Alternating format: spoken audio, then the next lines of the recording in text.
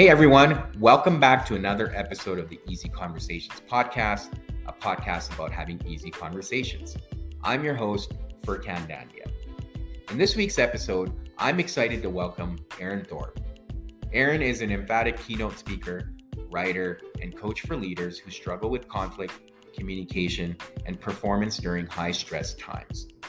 She supports leaders in navigating difficult conversations, building powerful teams, and communicating with empathy so they can lead confidently. Erin has authored Inside Out Empathy, a book inspired by her career and journey as a mother, and explores using the superpower of empathy to build effective teams. Based on her experience, Erin has found that skills often categorized as soft, connection, empathy, vulnerability are actually the most difficult to learn, but are key to creating leaders who make an impact in their personal lives, their companies, and the world. In this episode, Erin shares her journey of starting off as an engineer and becoming a coach for leaders. In this episode, Erin and I also discuss empathy, and we talk about the misconceptions often associated with empathy and how to become more aware of those. We also talk about things to avoid when having a conversation with empathy. Please find all the ways you can reach out to Erin in the show notes. And if at the end you could leave a 5-star review, I would truly appreciate it.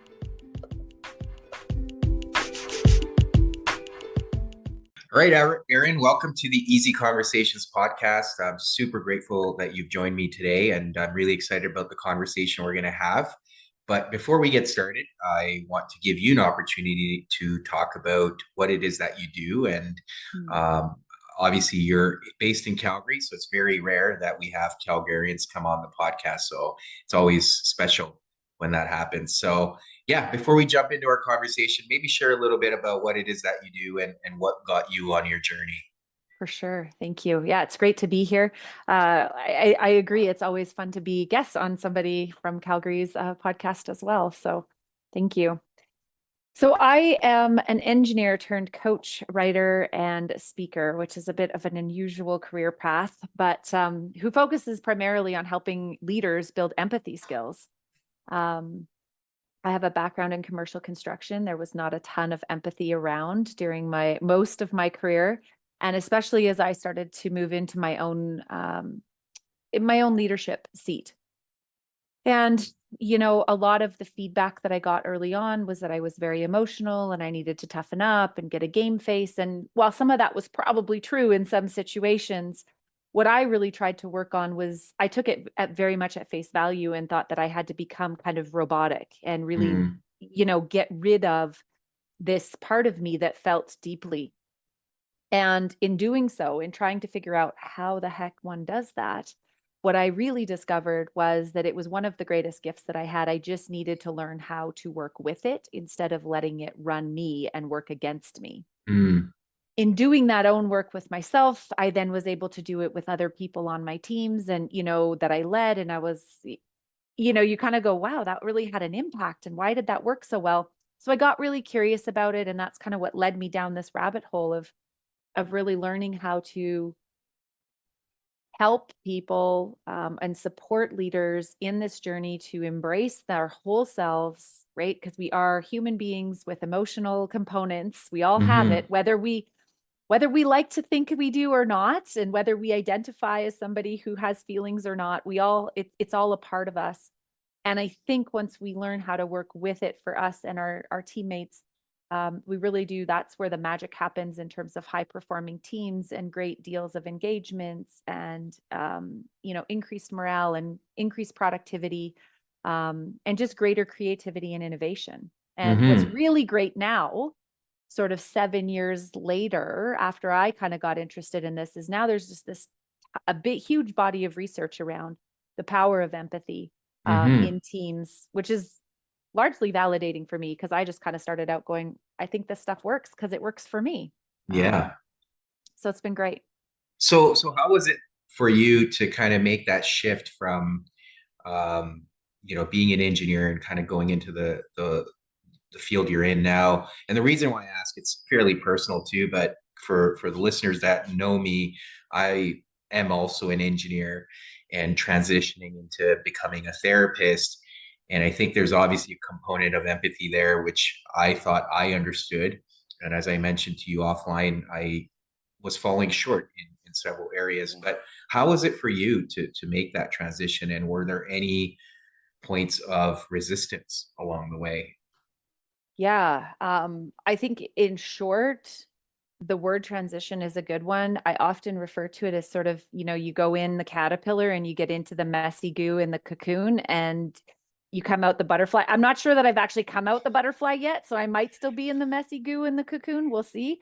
I think we only know that when we look back, but it's definitely been a journey. I mean, there's been lots of like sideways glances and why would you want to do that? And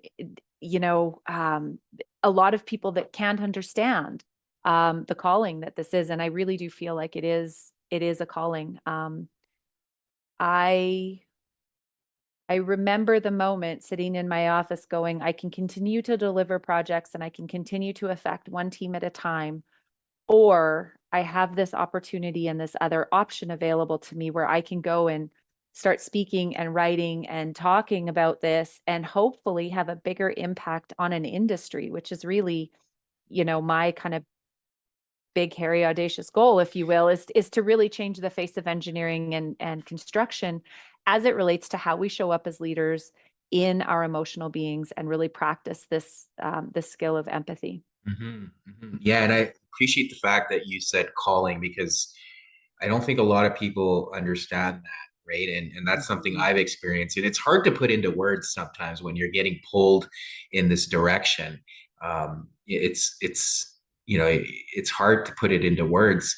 But what are some of the key things that you like to talk about when it comes to empathy? Obviously, coming from engineering, I can understand a lot of the focus is on goals and tasks, and often emotions aren't talked about. And I remember coming in as a new engineer, there was a tons of focus on safety, but there wasn't enough conversations around emotions or Okay. now the trendy term is psychological safety, but even that, I don't think people fully appreciate what that means. It's almost feels like it's checking a box saying, yeah, we try to make people feel safe and they can speak their mind, but I don't know if that's necessarily the case still. Yeah, I really think we are, as an industry and as a profession, in the messy middle of making this changing of the guard, so to Mm, speak, around a very traditional, um, you know, problem solving type of leadership paradigm, uh, to one that actually embraces and brings in this human element into our work. mhm, When I went to engineering school, they spent 4 years teaching me how to solve problems the quickest, most efficient way that I could. So when I got out of school and I started to work in the workplace, that's all I wanted to do. They never taught us that people are messy and mhm, people are part of the problem you're trying to solve. And mhm, in order to do that in a way that actually meets the needs of the people, you got to embrace this messy part of being human, right? And it's not always pretty. Um, what I love and what I'm seeing now, and I do a lot of work with the undergrad and graduate programs at the U of C here in Calgary, and in some of the other Western Canadian universities, is they're bringing in leadership components into the undergrad degrees, which was never a thing when I went to school. mhm, And so I get to talk to students every year about empathy, and there's sessions on storytelling and difficult conversations, and it's all the stuff that we know you're going to have to deal with when you get into that first whirl mhm, that none of the curriculum teaches you how to do. mhm. Yeah, no, that's amazing. And I think it's great that it's happening at the educational level because to your point, I didn't really have those conversations in my undergrad. But I think the problem still exists when, as you probably learn about empathy now if you're going to school, but if it's still not being modeled or taught, Yeah. uh, even I guess acknowledged or practiced in the workplace, what do people do then? I'm sure they're resorting to some of the cultures that are in their organizations, right? So I think it's a systemic issue. I do agree with you that it's a transition, but what do some of the people that you're working with say around that? Yeah, so I definitely, leaders I work with bump up against, the predominant culture that does not embrace this emotional component, and this understanding.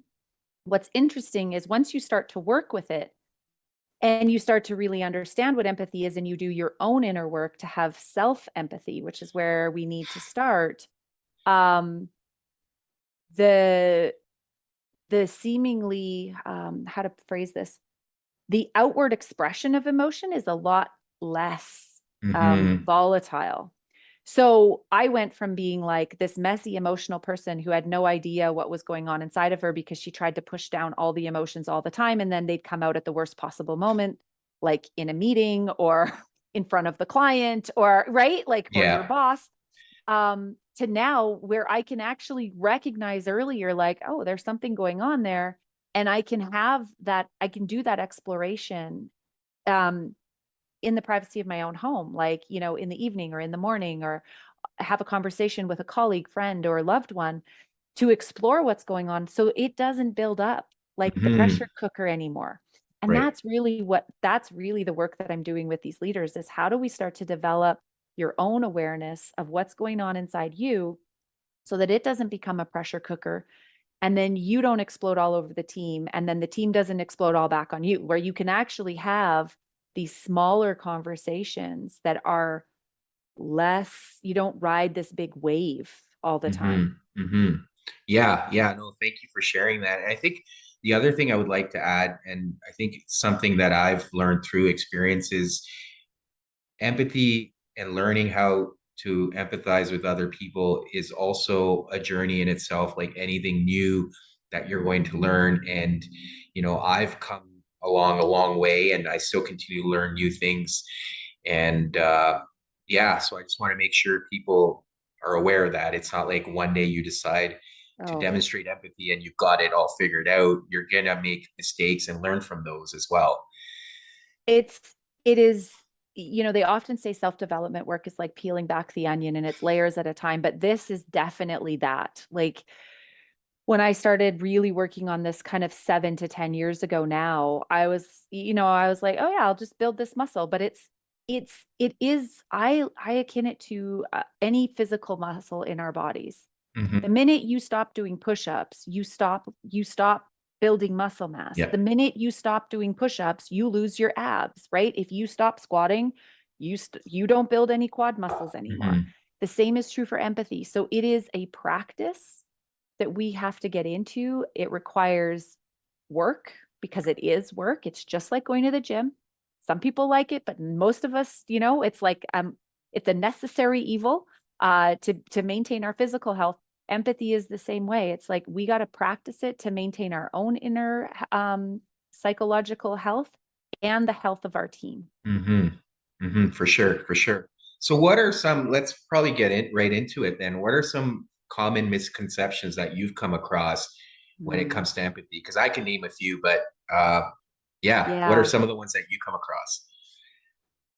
I think, well, the first one that just always comes to mind, and I think I bump into all the time, that is one of the hardest is, we say that empathy is being able to stand in someone else's shoes and to really understand. That sounds great, but it is often very hard to understand why other people feel the way they feel, think the way they think, decide to do the things that they do. Mm-hmm. And I think more than anything, um, what I've come to say is like, I may not actually be able to understand you, but I can accept that that is true for you, Mm-hmm. right? That the thing you believe or the decision that you took or the action that you did or the thing that you said was what you thought was very best in that moment, Mm-hmm. if that's what you're telling me. And so I think for me it's understanding, but more so it's acceptance that Mm-hmm. this is just because that's really what we're looking for, right? We're Right. looking for this acceptance of who we are. Right. And self empathy is accepting ourselves for who we Mm-hmm. are in all of our flaws. Yeah. that we're going to make mistakes, that we're going to have, thoughts that maybe aren't as um, politically correct, or, as noble as we would like to think that we are sometimes. And so how can we accept all the parts of ourselves? Hmm. And then that translates into then accepting all the parts of everyone else. So I think for me, moving from understanding to acceptance has been a big part of my journey. Um, I think a lot of the times we confuse empathy and sympathy, Hmm. right? None of us want to be pitied. None of us want to feel sorry for. None of it, right? That's not what we're in this for. It actually kind of pushes us away when people feel sorry for us. We feel like we have to do something different for them to accept us, Right. right? And so um, there's often that confusion between empathy and sympathy. And I think the other one that really comes to mind that stands out in a lot of the work that I do is empathy is not fixing other people Yep. Yeah. Or their problems, or right? their problems. Yeah. Yeah.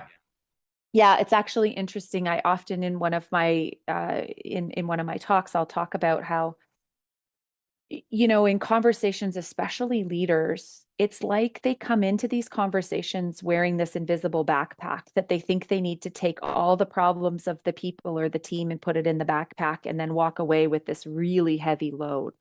So Hmm. all their problems and issues and concerns go in the backpack, all the teams go in there. And it's no wonder why some of our leaders are really feeling the weight of all of that invisible baggage that they're carrying around.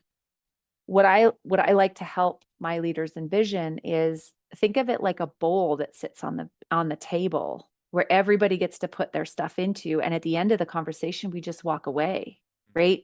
You could pick out something if you need to, but you don't have to take anything out of the bowl, right? It's around listening and sharing and validating, and then they can just stay there.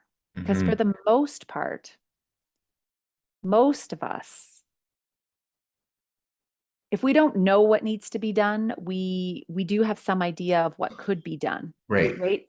And it's the process of verbalizing it and talking about it and having it validated and seen with somebody else that is the powerful force in those conversations. It's Hmm. not the actual act of picking it up and fixing it. Right. Right. Yeah. And I guess one of the things I've realized is um, we quite often, like, if we're seeking empathy, or we, we feel alone. If Yeah, something happens, we feel alone. And one of the things I've come across is, if you're really listening to someone, the best way to show empathy is to make them feel that they're not alone in it, right? It's like, yeah, I hear you. It's really crappy that this happened or whatever, but it's making sure the other person doesn't feel and they're not carrying that shame.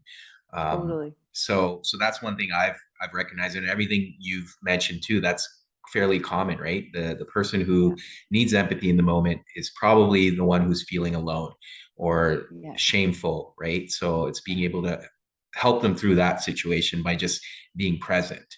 Yeah. One of the other things initially when I started training to become a therapist, is like, oh, all I have to do is listen and maybe paraphrase, right? And that's another misconception that I recognized. And for listeners that are interested, one of the things I came across was Brene Brown's book, Dare to Lead. She's got a full section on empathy, and that was eye opening for me. The biggest thing that stood out for me in that was not judging. Yeah. So if someone's sharing their story, and if we start judging them, then we're not really showing empathy, and we need to look within ourselves of where that judgment's coming from, because quite often it's triggering something inside of ourselves. Yeah. But at the same time, it's telling the other person that, hey, I'm being triggered here and I don't think I'm the right person to be able to listen or help. What are your thoughts on Yeah, great book recommendation. There's some other ones that I'll maybe send them to you. We can link them in the that? Yeah, show notes for sure. as well, that I would highly recommend just if people want to kind of dig into more of this topic around empathy. So we tend to judge others most harshly where we judge ourselves, but we don't see it until somebody says that to us or points that out, right? We just think that it's a point of view or it's our perspective or how we were raised. But when you start to really dig into the areas that you were most triggered and that you find that you judge the most harshly, it's generally an area that you have to work on softening yourself and really exploring. And that's where that self-empathy comes into play. Mhm. Um, and so every time I am triggered outwardly or, find myself passing some harsh judgment, I'm like, ooh, there is an invitation to go inside and really look at, why do I judge myself in that way? Right? Mhm. Parenting is one. Like, parents judge each other all the time. And it's Yes. just, we've got this culture of like judging the parents. Well, it's like, if you're judging other parents, chances are you're judging your own parenting pretty hard, or how you were parented. And you're Mhm. carrying around either some shame or some guilt or, these other feelings that are going on. So judgment is a huge invitation into understanding and accepting our own selves, so Mhm. that we can then practice that in relationship to others. Yeah, absolutely. And I think that's very important. And that's something you've mentioned a few times is being able to have that compassion or empathy for ourselves. And then once we're able to practice that, we're able to give it to others. But it really starts with us. And I've Yeah. noticed that, when I was not compassionate towards myself and I spoke to myself in a negative way, I wasn't really able to help others or even Mm. listen to them because there was so much judgment coming on or, you know, self-righteous behavior where it's like, okay, well, this person's problems are like either too small or they've created them themselves. But it's recognizing that judgment to your point and understanding where it's coming from and then really working on it before you can offer someone else any sort of empathy. Absolutely. I'm a firm believer that it's difficult to take other people where you have never been, Mm. right? If you're asking somebody to do something that you are unable or haven't done yourself, it's going to be very difficult to help them get there, Mhm. Mhm. And so if you want to practice empathy with others, the best place to start is to practice empathy with yourself and to really, you know, there's a great exercise in some of the training that I've just completed where you know all of us have these really great childhood pictures of at some point where we're like, that's the picture that like captures me, like this is the essence of who I am as a child. And for some people, they feel like they're very connected to Mhm. that person or that essence. And for others, it's almost impossible to remember who that person was Mhm. because we have drifted so far apart. And one of the best ways to get, to build this muscle of empathy with ourselves is to just frame that picture, like have it sitting there. And when you hear that voice, like you talked about, that really tough, harsh inner critic, judge inside that doesn't speak to us very nicely all the time. Mhm. Um, would they talk to that child the same way? And what would the voice say to that child if the child was where you are now, Right. right? Yeah.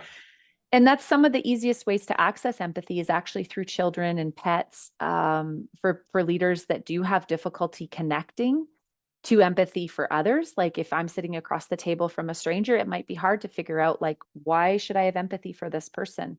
Mhm. Um, and so some of the exercises we do to start building this muscle is with things that are a little bit closer, that are easier to access. Mhm. Mhm. Yeah. Yeah. No, thank you for sharing that. And I just wanted to expand on another thing you mentioned around feeling this need to understand the other person or even demonstrate that. And I think one of the biggest misconceptions that I can see is people often feel like I need to feel the other person's emotion. And I don't think that's really the case. To your point, you can uh, perhaps demonstrate empathy by just acknowledging the emotion they're feeling. But I feel like a lot of people often also get uncomfortable when there's a lot of heavy emotions involved and they don't know what to do, especially if the person's crying or dealing with grief. It makes you on the receiving end uncomfortable because you probably haven't dealt with those emotions yourself inside of you. So, Absolutely. what are some tips around that when you're dealing with a very difficult situation and you just want to be there for that person, but obviously you can't take on those emotions? So, what are some things that people can do in those scenarios? Yeah. So a few things come to mind, and I'll try to remember the order in which they're popping into my head here. We may have to come back. I think first and foremost, I really see emotion as this the the height at which we can enjoy joy, you know, beauty, excitement, ecstasy, if you want, all of these kind of heightened, what we would call quote unquote positive emotions. I don't like to bucket them positive and negative because I think all emotions are information. But the height to which we can enjoy those emotions that we want to cultivate in our life is equal to the depth that we can feel some of these other things like anger, resentment, grief, sorrow, these types of things that aren't necessarily the most desirable feelings in the world, but they're a part of our makeup as human beings. And so Mm-hmm. if you're somebody that kind of likes to ride this, like, stay at zero and not venture very far from the straight and narrow, it's going to be very difficult for you to sit with somebody who maybe goes plus 20 minus 20 or plus Mm-hmm. 100 minus 100, right? Because you yourself don't have that capacity. Mm. And then you add in what we talked about earlier, this desire, this human desire to fix people and to solve their problems, especially in our original industry of engineering, which is that we were trained to solve problems like Mm-hmm. really well. Um, so to give permission, that's like, you don't got to solve this problem. You don't got to fix this person. Your job is to witness, and Mm-hmm. is to sit there. And and it brings me back to, really having some kind of anchoring visual for people going into these situations, that they don't have to pick up and solve the emotion. They don't have Mm-hmm. to take it home with them. So I always go back to like a bowl or a dish, or, you can like pick up the object, but you're not taking it home with you. You're putting Right. it back down. Nothing goes in the backpack. We do Mm-hmm. not show up to these situations with a backpack, Right. Yeah. right? It stays there. We witness it, because honestly, if people are feeling these great big heavy emotions, when you talk to them, most often what they want to hear is just like, I see you, right? I see how tough this is, and Mm-hmm. I will be here sitting beside you for as long as it takes. Right? Yeah. They know they have to get through it on their own. They know Mm-hmm. nobody else can do it for them, and they're Mm-hmm. not looking for us to come in and solve the problem or quick fix it or hero it. There's nothing that can take away those feelings that when Right. they're happening. Yeah, yeah, I really like that bowl analogy. One of the things I've tried to practice, I'm not really good at it yet, but is often asking the person themselves, like, what are you looking for? Like, Yeah. how can I show up for you? Whether it's, do you want me to brainstorm solutions? Do you want to just vent? Yeah. Do you want me to offer anything? And it's once you can understand if these conversations are something you struggle with, often ask the other person what they want. So then, because the last thing you want to do is show up in a way that the other person doesn't need, and then it's a complete disaster of a conversation, and then now you've lost trust and all kinds of stuff that can come out of that. And then the person, to your point, leaves the conversation not feeling heard and not feeling seen, and there's complete loss of connection. So that's another thing I think is helpful, and it's worked for me when I've tried it. Oh, it's a great tip, and it's an easy question. It's hard to ask in the moment because we often forget about it because we Mhm. go into problem solving mode, but it's before I fix the problem in the way I think I should fix it. Let me ask you, what do you need? Yeah. And I think another thing I've mentioned in the past on this podcast too is, as men too, we are Mm, naturally inclined to want to fix.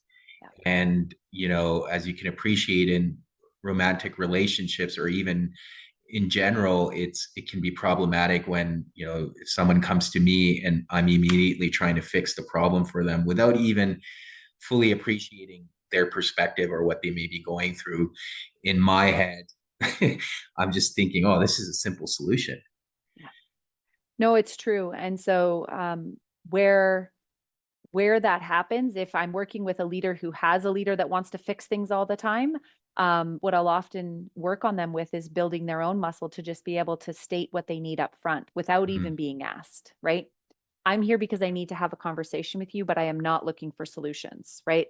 I'm here because I need to have a conversation with you to share how I'm feeling and what's going on, some of my thought processes. Once I'm done, I would love for you to weigh in. Whatever it is you think you need, Mm-hmm. but just to state that up front, which then gives the other person permission to act accordingly, Right. right? Right.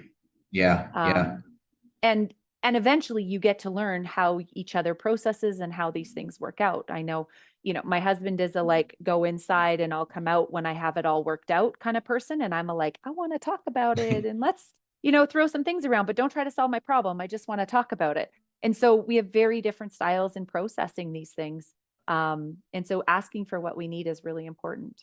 Yeah, yeah, no, that's fair. And any other tips that you can share that can help people?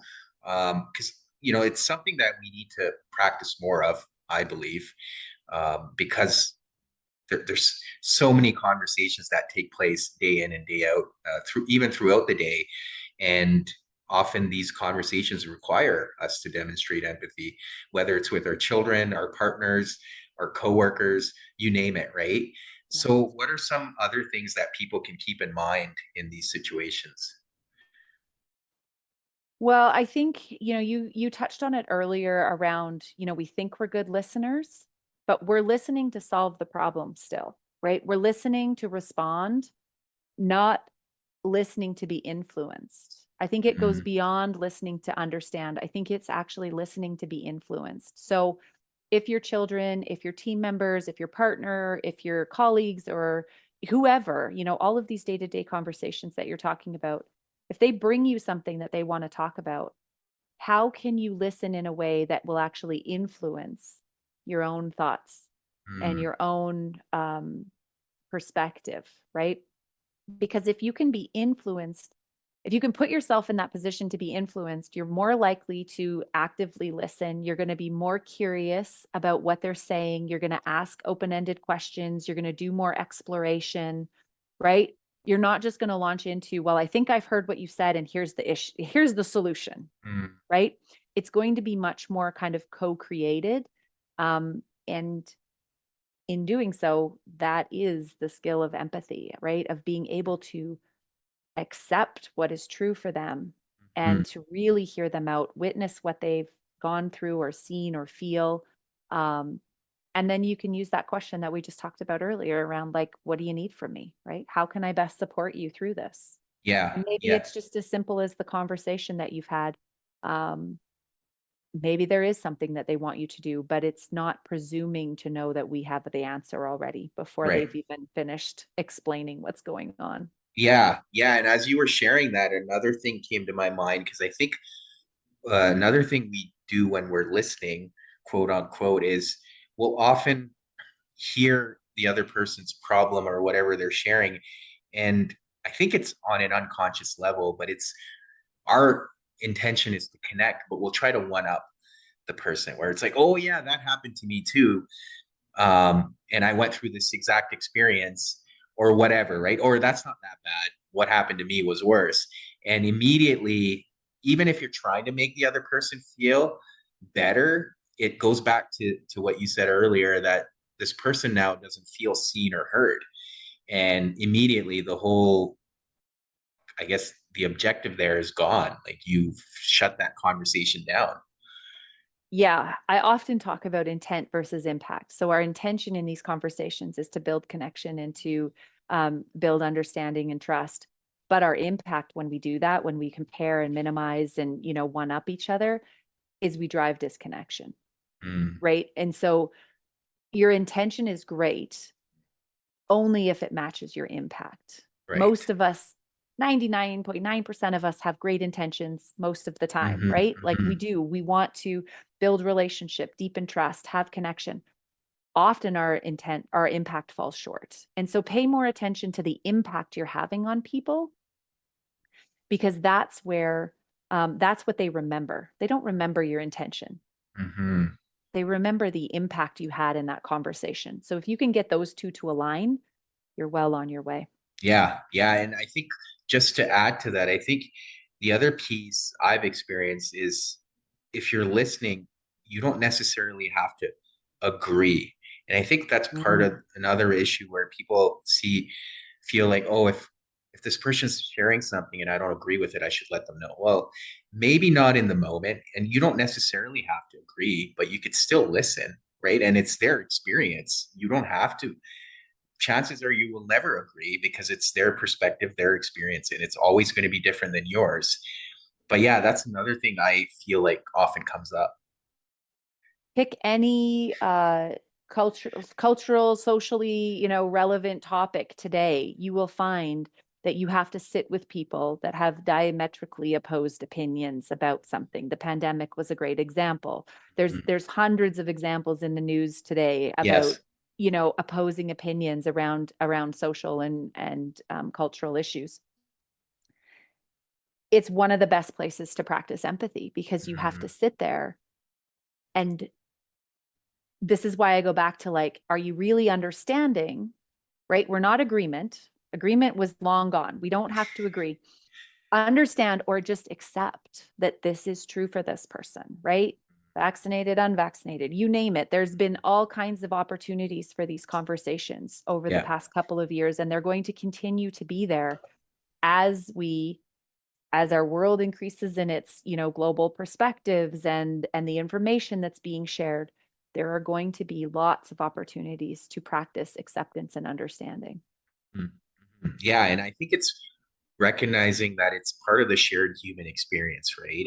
Totally. And one of the things that's worked for me is often trying to find not a place of disagreement, but a place of where there's commonality. And if the other person is perhaps discouraged or disappointed or feeling uh, emotions where they're hurt, you can at least find some commonality there where you've experienced that in the past.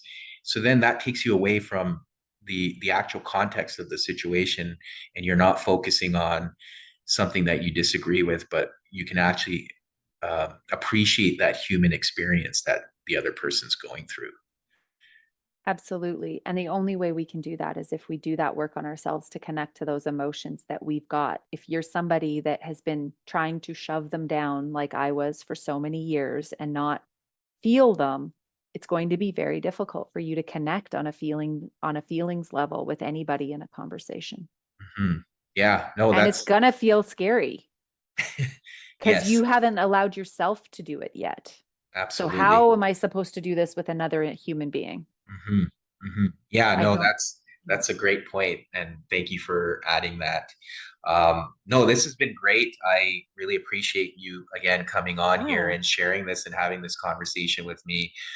Like I said, empathy's been something I thought I had, but it's always humbling to know that there's always something new to learn. And I felt this Yep. was a conversation that was definitely needed. And you alluded to some of the things we're experiencing as humans right now. And probably one of the best ways to approach it is through empathy. So I appreciate you sharing that as well.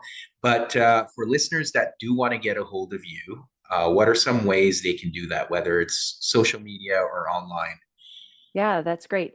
So everything's on my website at www.erinthorpe, no E on Thorpe.ca. And social media, I'm on LinkedIn, Instagram, and Facebook. Yeah, those are kind of where I hang out. Cool. I will share all that in the show notes as well, including some of the readings that you will Yes. recommend. But Yes. again, thank you so much for coming on and doing this. Thank you for having me. It's been a wonderful conversation.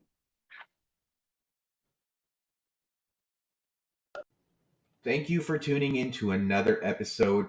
As always, please subscribe to the podcast if you enjoy the episodes or leave a comment in the comment section. I always love hearing from you. Thank you again. And until next week.